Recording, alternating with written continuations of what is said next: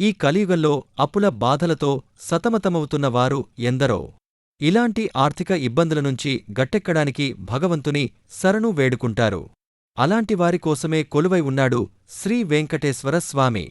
హైదరాబాద్ వరంగల్ రహదారిలో చిల్పూరు గుట్టపై వెలసిన ఈ ఆలయం అప్పుల బాధల నుంచి విముక్తి కలిగిస్తుందని భక్తులు విశ్వసిస్తారు.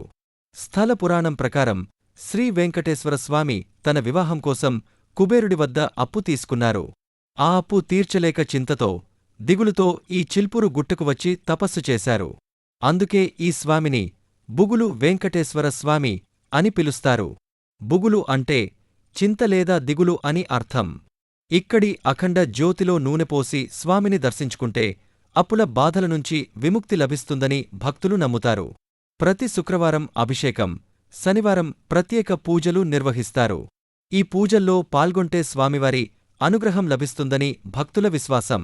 ఈ ఆలయంలో స్వామివారి పాదాల గుర్తులు కూడా ఉన్నాయి. ఆ ప్రదేశాన్ని పాదాల గుండు అని పిలుస్తారు. ఇక్కడే అఖండ దీపం వెలిసిందని స్థల పురాణం చెబుతోంది. ఈ ఆలయానికి వచ్చే భక్తులు తమ అప్పుల బాధలు తీరాలని వేడుకుంటారు. వారి కోరికలు నెరవేరిన తర్వాత తిరిగి వచ్చి స్వామివారికి మొక్కులు చెల్లించుకుంటారు. అప్పుల బాధలతో సతమతమవుతున్నవారు ఈ ఆలయాన్ని దర్శించుకుంటే శ్రీ వెంకటేశ్వర స్వామివారిని కరుణించి వారి కష్టాలను తొలగిస్తారని భక్తులు ప్రగాఢంగా నమ్ముతారు.